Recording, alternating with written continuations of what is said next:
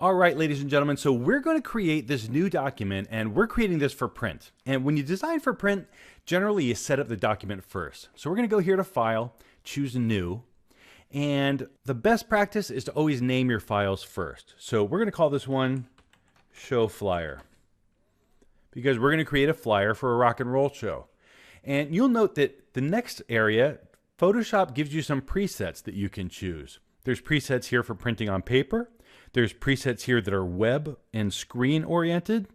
There's a preset here for artboards, which we'll talk about later. And then the last one here is for custom workspaces. So we're going to choose US paper because we're designing for print. When you choose that, it automatically sets up the whole document perfectly for print.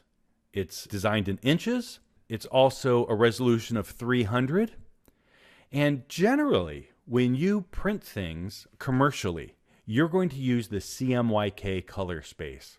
But the preset here includes the color mode of RGB. That's because it's smartest to work in RGB and change it to CMYK at the end. So when you're designing for print, the final image needs to be in inches at 300 pixels per inch in CMYK.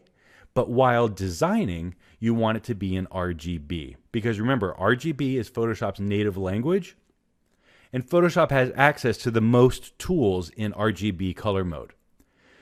Now, our document that we're creating is not going to be this large. What we're going to do is create what's called a standard quarter-page flyer. And this is really a popular size with printers in the US that do a lot of high-volume printing.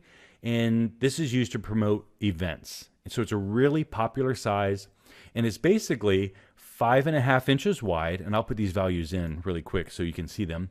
5.5 inches wide and 4.25 inches tall.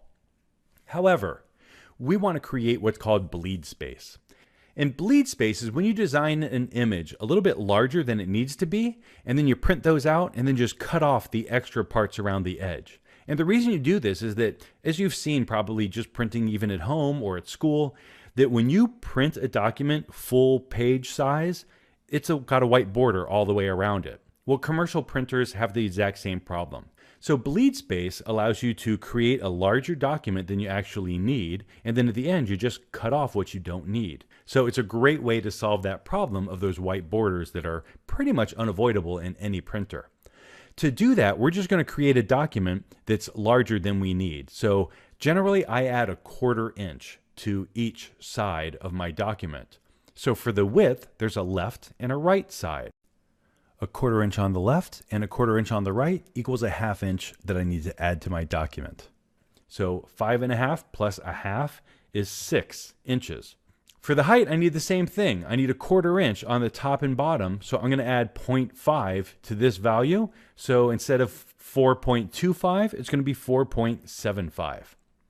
Now, for some people, when you're really design-oriented, sometimes things like math and numbers don't connect so well with you. Over time, you'll get better at doing this kind of math, especially adding quarters and halves, because it's just so common in the industry. So don't worry about it if the math gets in your way right now. Eventually, it'll become second nature. So to create our document, we just click OK, and boom, we've got a brand new Photoshop document, exactly the size we need it, but it has that extra 1/2 inch. And also note that it's in RGB, and our final image we need in CMYK. We're going to talk about how to have Photoshop show us the information as if we're working in CMYK, and also how we can easily preview that bleed space that we just created.